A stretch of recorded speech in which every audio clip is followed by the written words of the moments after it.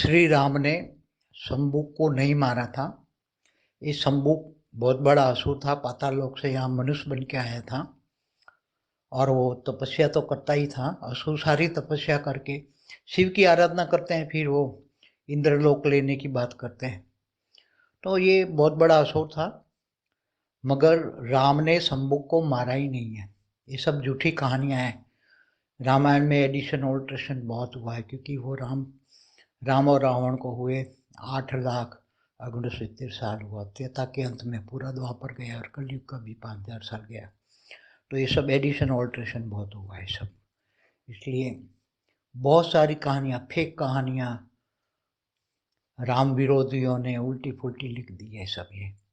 इसलिए रामायण में जो लिखी हुई हर चीज़ कहानियाँ भी सब सही नहीं है। कुछ सीता के बारे में भी लिखी हुई कुछ कहानियाँ भी सही नहीं है। सीता को छोड़ दिया, ये सब कहानियाँ सब फेक है। श्री राम जो त्रेता के अंत में हुए, वो राम इतने मर्यादा पुरुषोत्तम थे कि इनके हाथों से कोई भी काम उल्टा नहीं हुआ और कोई काम उनको उल्टा करना ही नहीं पड़ा, क्योंकि उनके अंदर 14 कला की, उनकी आत्मा में खुद की 14 कला की पावर थी। और त्रेता में तो एकदम कलयुग जैसा वायुमंडल नहीं था। वहाँ का वायुमंडल इतना अच्छा था, कितना साल हुए समझो। पहले त्रेता का अंत जब 12,000 साल राज किया राम ने, तो पूरा द्वापर है 8,64,000 साल, क्योंकि कलयुग 4,32,000 साल का होता है।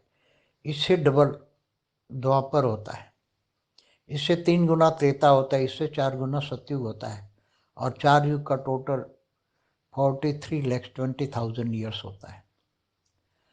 तो 8,64,000 द्वापर का और कलयुग का 5,000 साल हुआ, तो टोटल मिला के 8,69,70 साल पहले हुए श्री राम त्रेता के अंत में।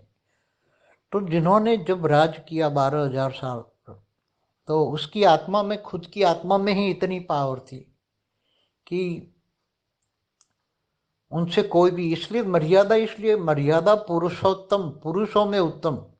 और जो मर्यादा पुरुषोत्तम होता है, इससे हाथ से कोई भी विकर्म नहीं होता, तब ये टाइटल मिलता है। अगर एक भी विकर्म हो जाए तो उनके हाथों से कोई, तो मर्यादा पुरुषोत्तम का टाइटल नहीं मिलता। दूसरी बात है कि जो वाल्मीकि ऋषि हुए, वाल्मीकि ऋषि ने रामायण लिखी, तो वाल्मीकि ऋषि भी जन्म से तो क्या थे, आप सब जानते ही हैं। और फिर ऋषि बने जिन्होंने वाल्मीकि रामायण लिखा। तो सबको पता है कि वाल्मीकि ऋषि कौन थे और इन्होंने क्या लिखा।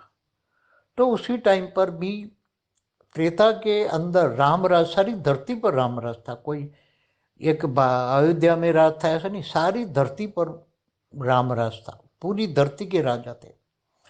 और इस पर इतना सतो प्रधान वायुमंडल था, 12,000 साल जब राज किया इन्होंने, तो इतना सतो प्रधान वायुमंडल था कि असुर भी आए तो भी वो वायुमंडल में बदल जाते थे। इनकी ताकत नहीं होती थी कि वो वायुमंडल को खराब कर पाए, इसलिए वो धरती छोड़ के चले जाते थे नीचे के ग्रहों में, नीचे पाताल लोक में चले जाते थे।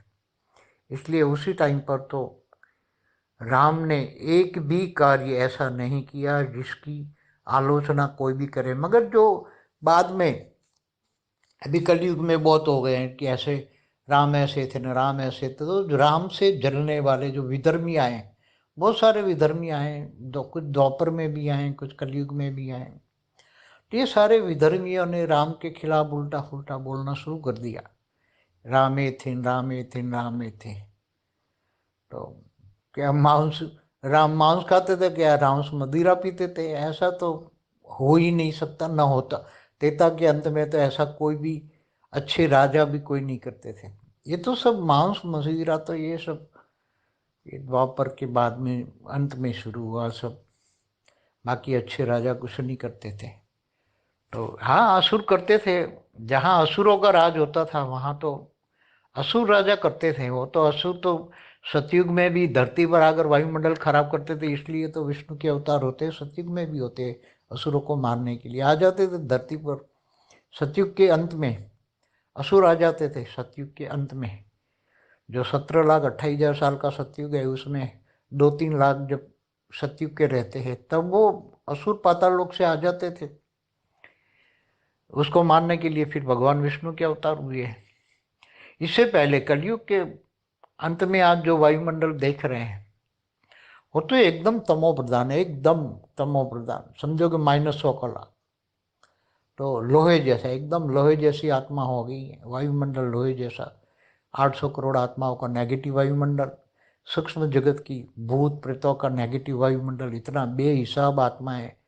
अनेक धर्म मठ पंच संप्रदाय इतने आए हैं अभी कि अनेक धर्म मठ पंच संप्रदाय की आत्माएं आपस में धर्म के नाम पर अधर्म कर रही हैं। इसलिए इतना घोर लोहे जैसा युग है। इसलिए लोहा ये सिंबल है, लोहा, लोह युग, तमो प्रधान। इसलिए आज के कारण लोग जो राम के विरोधी हैं, राम के लिए उल्टा पुल्टा बोलते हैं, उल्टी पुल्टी रामायण भी लोगों ने लिख दी। ऐसे ही जैसे गीता में भी एडिशन ऑल्ट्रेशन बहुत हुआ। हर शास्त्रों में थोड़ा एडिशन ऑल्ट्रेशन होता है, क्योंकि पहले जो कहानियां सुनाते थे तो ऋषि एक दूसरे को कहानियां सुनाते थे, लिखी हुई कोई बात नहीं थी।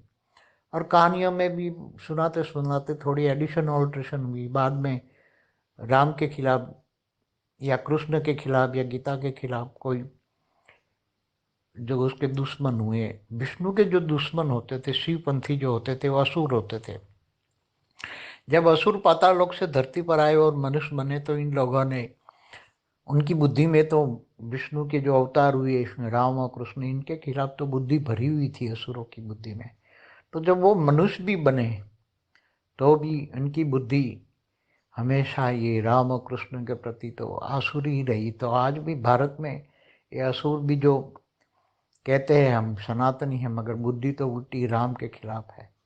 तो ऐसे सनातनियों में भी जो असुर पैदा हुए तो वो ऐसे पहले से ही काफ़ी द्वापर कलयुग में भी उल्टी फुल्टी कहानियाँ, शास्त्रों में एडिशन ऑल्ट्रेशन बहुत हुआ, लोगों ने अपनी मिलावट कर दी। बाकी परम सत्य यह है कि राम से कोई भी गलती नहीं हुई। इसलिए हमेशा मर्यादा पुरुषोत्तम राम को कोई भी कहें कि ये किया, सब कुछ गलत है। विधर्मियों ने सब उल्टी गालियाँ दी हैं राम को बदनाम करने के लिए। परम शांति। श्री राम का वीडियो देखिए, मेरा पूरा बहुत बड़ा वीडियो है राम पर एक्सप्लेनेशन का, आप देखिए सब। परम शांति। बेहद की परम शांति सोचो, बोलो परम शांति। Join us daily for our morning live meditation, Monday to Saturday, 5:30 to 6:30 a.m. Join us daily for live meditation, 10 p.m. to 11 p.m. on YouTube Live. Subscribe now. Website www.paramshanti.org. Email us anant@paramshanti.org. Like, share, subscribe. Join today. बेहद की